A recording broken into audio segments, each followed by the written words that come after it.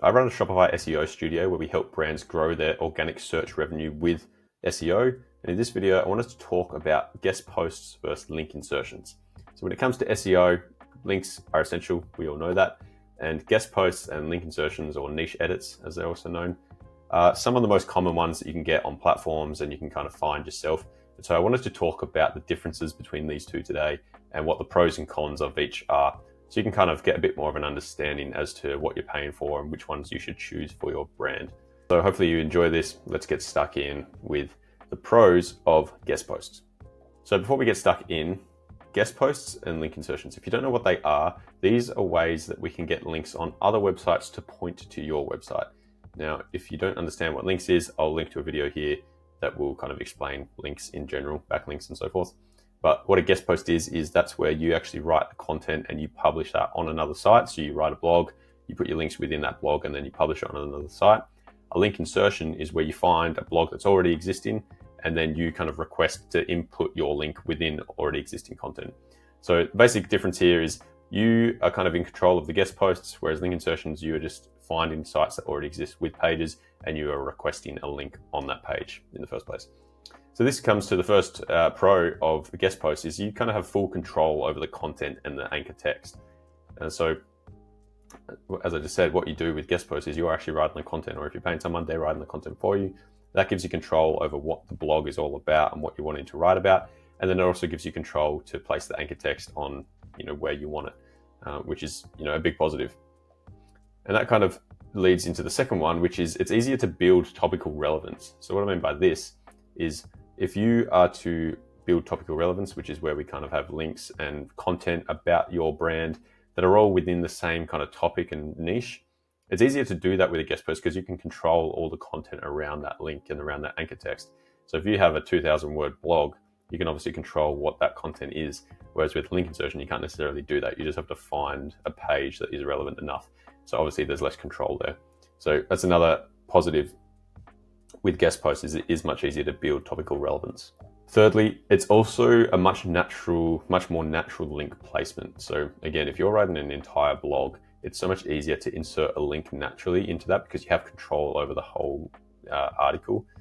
Again, that's not necessarily the case with link insertions because you have to kind of find a specific page and either insert your link into the content already or suggest a small edit or something. And again, it's a lot harder to do that because it's already existing. Whereas here, it's much more natural. And so that's also potentially beneficial from Google because it looks more natural. You're less likely to get penalized as a result. And so finally, you also have no risk of outdated content. Like if you're publishing a guest post, it's brand new. That content is being published right there and then. Whereas again, on the opposite side with a link insertion, you might get a link insertion on a page that's 10 years old. And so maybe it's not as relevant anymore. And the power of that link doesn't necessarily have as much power as it used to.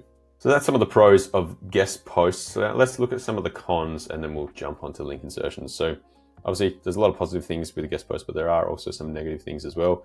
One of those is that it is slower to do and it's also more resource intensive. So obviously you have to write the content. Now, obviously nowadays we can kind of use AI to help us, but that can only get so far. You don't want to just publish AI garbage. And so, you have to write the content, you have to do the research, you have to do all these kind of things. And so it is much more slower to do and it's a lot less scalable. And so therefore it is a lot more resource intensive. So this is why they're slightly more expensive because it takes people a lot longer to do because you have to actually write the content compared to with a link insertion. Someone just needs to find that page, insert the link, their job's done. It's super easy. So that's one of the negatives of link insertions. The other one is that they're not always indexed. Now this is a big one because if a page is not indexed in Google, it's basically irrelevant. There's no point having a link on it because it's not going to get any traffic. It's not going to get any kind of recognition from Google. And so therefore no link juice is going to flow through that page. And so this is a risk that you run into with guest posts is that sites will accept guest posts, but they're not going to do anything beyond that. They're not going to necessarily index it. You kind of have to try and figure out how to do that yourself, or you're kind of relying on them to do it. And again, you don't have control of that. You have control of the content, but you don't have control over the indexing and so forth. The other one is that there are lots of websites that are guest post farms, which offer spam risks. And so what I mean by this is, if you go to a website and they say, yes, write for us, you can write on our page, we offer guest posts and so forth. that means they're probably doing that for any brand and any niche. And so therefore, the content on that website is probably not that great. And so, it's a lot more risky, in my opinion, when it comes to getting penalized for that. The other negative of guest posts, kind of similar to not always being indexed, is you're not going to get any internal links to that page on that website, and you kind of have to supply backlinks to that page as well. So what you're doing is you're creating a piece of content on this website, but once the website takes the fee and publishes the content, they don't really have anything. Like, why would they necessarily want to or need to spend more time trying to internally link to that page and providing more backlinks to that page so it's actually worthwhile, right? So you're relying on your content being so amazing, and then you have to do some tiered link building to get more links to that page so it ranks, to really have any kind of effect as a guest post. And so again, another negative there is not being able to kind of control the internal linking and so forth. And so that page specifically is not going to do as well. And then finally, that leads us into the last one, which you got no guaranteed traffic to the page. So again, if it's not indexed, it's not internally linked to and so forth, you are relying purely on the content ranking, which is hard enough as it is, let alone without links, let alone without all these other things. So if you're writing a guest post and you're not going to get any traffic to it, again, it's basically irrelevant. There's not much point having it because you're not going to get much link juice from that page. And so again, you are not guaranteed any traffic to that page. The website that you're posting on is not going to link to it and so forth. And so there are a few negatives there when it comes to guest posts, so you need to do them correctly to actually make sure that they are worthwhile. But that gives you an idea as to what to look out for, basically. So that's kind of a breakdown of guest posts. Now let's have a look at link insertions. So as we said before, a link insertion is where you find a website or a page that already exists, you contact the website owner, and then you request a link on that page already. So for the website owner, it's a lot easier. All they have to do is kind of edit some text. Maybe they add a sentence or two. Maybe they just put your link on an already written piece of content. It's very easy for them. It's often cheaper, but I find they are much more powerful because you kind of have control over where you want that link placed. Now, this being said, it is also a lot harder to kind of get good quality link insertions, because to get good quality link insertions, you need to find them, and you need to find them pages that don't necessarily just kind of put links anywhere, which we'll get into. So the first pro, it's a faster turnaround. Like I said, you don't have to write the content, you just need to find the sites and then you reach out to them, they can publish it. It's a lot easier to kind of get a link up. So obviously there's a lot of work in doing the outreach and finding the websites and stuff. So that's not necessarily the fast part. The fast part is once you get in contact with a site, you can have a link up by the afternoon, basically. And as long as they cooperate and as long as you're going back and forth, it's much faster turnaround, which makes it a lot more scalable. The second positive is that you find pages that have existing authority and traffic. And so you're kind of guaranteeing yourself some good quality links there, because ideally the pages that you are getting a link on has traffic to it already, it's indexed, and it also has referring domains, or it has authority. So this is an example I talked about in a previous video of a link insertion, right? So this is a link that we got for a client. The DRs are 34, the domain traffic was 17,000. This specific page has about 400, 500 people visiting it, and it also has referring domains. So you can see already there is already authority on this page, and so getting a link from that page has done great things for our client, as well as all the other links, compared to another one that we've paid for, or that was paid for from the client, was a DR71. So on the surface you think it's really good, but there's no domain traffic, there's no referring domains, there's no page traffic, and this is because that is a guest post. They posted on the site, there's nothing really there. And obviously they posted on a site that was easy to get a guest post on because there was no domain traffic to. So these sites kind of, exist basically to take your money and put your content out there thinking that you got something worthwhile. So if we move on, as I said before, it is a lot more scalable. Like with the faster turnaround time, finding these pages, obviously it takes a bit of time to find the pages, but once you do, you can outreach much faster, you can get links much faster. So it is a lot more scalable, because then rather than having to write 10 or 20 different blog posts for a link, you can simply find 10 or 20 different pages and get a link much easier because the contents already exists and you're just asking for a link insertion. And finally, it is slightly more cost effective. Again, you're not paying for the writing, you're not paying for the kind of time it takes to write the content, do the research and so forth. You're simply paying for the link insertion. So even though, these, in my opinion, are more effective, they end up being cheaper than most guest posts. So if you ever get in contact with a site, they'll offer a guest post for $250, but they'll offer a link insertion for $150 or $200. So you're paying way less for a link insertion, but it's much more effective in my opinion. So let's move on to the different cons of link insertions. And first thing is they can be oversold or spammy. So while there's all these positives here, what the negative thing could be is that if you are getting a link insertion on a page that already exists, chances are they're probably linking to other websites as well. Now I've seen this, I've got a few links on these type of pages. It's not the worst thing in the world, but it does kind of reduce the authority that's passed on to your link, right? So it just makes sense. If you have a page that has one link, one outgoing link, and that's to your website, you kind of get all that link juice flowing through that link to your website.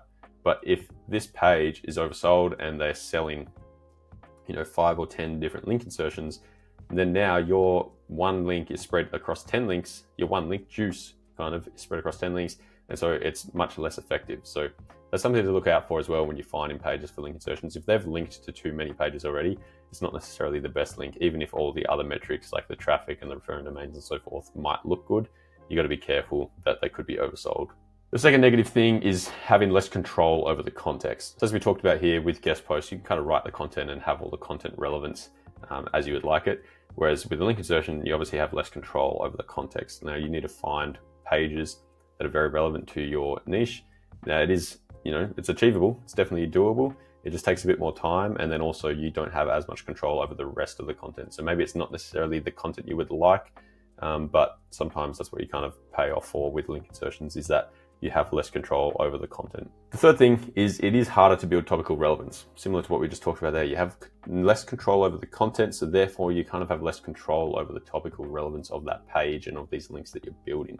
Again, this is where it comes back to you doing the outreach and finding the pages, which can take a bit more time.